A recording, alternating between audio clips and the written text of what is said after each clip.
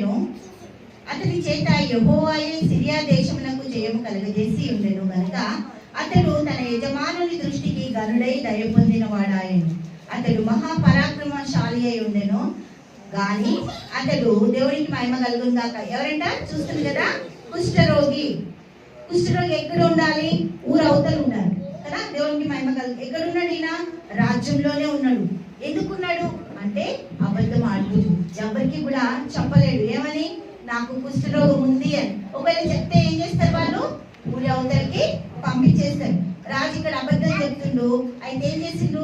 సిరియానుల గుంపులు గుంపులుగా బయలుదేరి ఇశ్రాయేల్ దేశం మీదకి పోయి ఉండేది. వారి చుట్టూ నుండి ఒక చిన్నదానిని చెరగొని తేగా అది నయమాను భార్యకు పరిచారము చేర్చుండేను. అది షెమ్రోను ఉన్న ప్రవక్త దగ్గర నా ఏలిన వాడు ఉండవలెనని నేను ఎంతో కోరుచున్నాను. దేవునికి మహిమ కలుగును గాక. ఈ చిన్నది ఏం చేసిందంట? నన్ను శత్రువుల దగ్గర నుంచి, నన్ను అక్కడ మా తల్లి తండ్రి ఎవరెవరు ఉన్నారు వాళ్ళ ప్రాంతంలో నుంచి తీసుకొచ్చి నన్ను ఇక్కడ పెట్టుకుంది కదా అని కోపంతో నయమాను మీద పగబట్టలేదంట. నయమాను ఒక ప్రాబ్లం చూసిందంట, తన పరిస్థితి చూసిందంట. దేవునికి స్తోత్రం. ఆ ఒక కుష్ఠ రోగం తన శరీరంలో కనబడి ఆమెకి బాధపడి ఒకటే మాట చెప్పిందంట. ఏమని? ఈయన నా ప్రవక్త దగ్గర ఉండాలి. దేవునికి స్తోత్రం. ఆమె అనుకోలేదంట. ఏమని?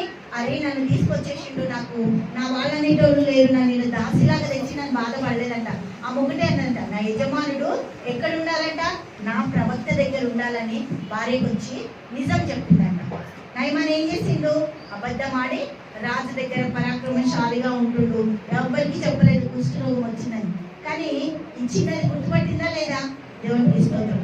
అబద్ధము ఎక్కడ కూడా దాయదంట. దేవుడికి మహిమ కలుగును గాక. హల్లెలూయా.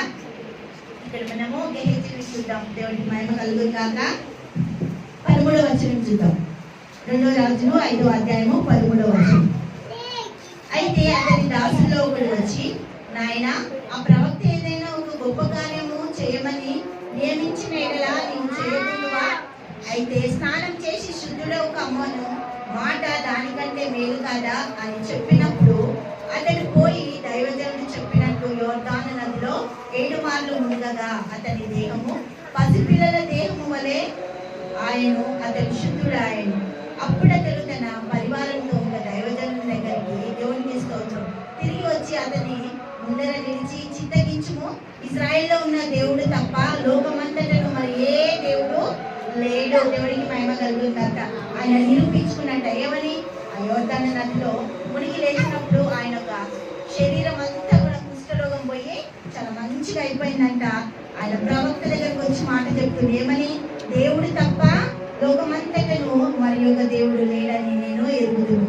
ఇప్పుడు నీవు నీ దాసుడైన నా యొక్క బహుమానము తీసుకొనవలెనని అతనితో చెప్పగా, దేవునికి స్తోత్రం. హల్లెలూయా. ఏమంటుండు? ఆయన మంచిగా అయినందుకు బహుమానం తీసుకొచ్చి ఆయనకి ఇద్దాం అనుకుంటున్నాడు. కానీ ఆయన ఏమంటుండు? హల్లెలూయా. దేవునికి స్తోత్రం.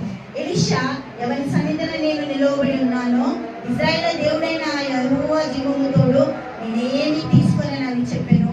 నయమాను అతను ఎంతో బతిమాలను అతడు ఒక్కటి కూడా ఒప్పకుండా అన్ని తిరిగి పంపించేసినంట. ఈ యొక్క ఎలీషా దగ్గర ఒక పనైన ఉంటాడు. దేవునికి స్తోత్రం. ఆయన ఏమనుకున్నాడట? దేవునికి మహిమ కలుగును గాక. హల్లెలూయా. 21వ వచనం చూద్దాం. 2 రాజులు 5వ అధ్యాయం 21వ వచనం. నయమానును కలుసుకొనుటకై పోచుండగా నయమాను తన వెనుక నుండి పరుగున వచ్చుచున్న వాణిని చూచి, ఎవరు వస్తున్నారు? గెహజీ వెళ్తుందంట. తన రథముల మీద నుండి దిగి వాణిని ఎదుర్కొని, దేవునికి మహిమ కలుగును గాక. గెహజీ ఒకటే అనుకుందంట, అరే నా ప్రవక్తకి ఇష్టం లేదు, ఆయనకి ఇష్టం లేదు, ఆయన తీసుకోవట్లేదు, కానీ ఎట్లయినా పర్వాలేదు. హల్లెలూయా.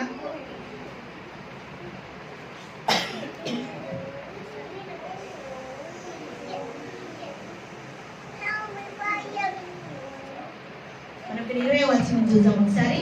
అంతటా దైవజనుడైన ఎలీషాకు సేవకుడవు గెహజీ సిరియానుడైన ఈ నయమాను తీసుకొని వచ్చిన వాటిని అంగీకరించుటకు నా యజమానునికి ఏం లేదంట? మనస్సు లేదు. దేవునికి స్తోత్రం. ఆయనకి ఇష్టం లేదు కాబట్టి నేనన్నా పోయి తెచ్చుకుంటాం. మనం అనుకుంటాం, అరే ఈ ఆఫర్ బాగుంది, మనం తీసుకుందాం, అది తప్పుతో అయినా కూడా తీసుకుందాం అనుకుంటాం. కానీ ఇక్కడ గెహజీ వెళ్ళడానికి కారణం ఏంటి? యాజకుడు వద్దన్నాడు. వద్దన్నప్పుడు వినాలి కదా, వినకుండా ఏం చేసి 22వ వచనం చూద్దాం. నా యజమానుడు నా చేత వర్తమానం పంపి, ఇది నిజమా అబద్ధమా? అబద్ధం. ఎలీషాకి తెలుసా? తెలియదు. అయినప్పటికీ కూడా అక్కడికి వెళ్తున్నాడు. నా యజమానుడు నా చేతులు యవ్వనులు ఎఫ్రాయిము మన్యం నుండి నా యుద్ధకి ఇప్పుడే వచ్చింది కనుక నీవు వారి కొరకు 2 మనుగుల వెండియు 2 దుస్తుల బట్టలు దయచేసి ఇమ్మని సెలవు. అందుకు నయమాను నీకు అనుకూలమైతే రెట్టింపు వెండి తీసుకోమని బతిమాలి 2 సంచుల్లో 4 మనుగుల వెండి కట్టి 2 దుస్తుల బట్టలను ఇచ్చి తన పని వారితో 2 మీద వాటిని మోయింపగా వారు గేహజీ ముందర వాటిని మోసుకొని పోయింది. మెట్టు దగ్గరికి రాగానే వారి యొద్ద నుండి గేహజీ వాటిని తీసుకొని ఇంటిలో దాచి వారికి సెలవిమ్మని వారు వెళ్ళిపోయింది. అతడు లోపలికి పోయి తన యజమానుని ముందర నిలవగా, దేవుడికి మహిమ కలిగిందట. ఎవరి ముందర నిలబడ్డాడట? యజమానుని వచ్చిందని అడిగాను.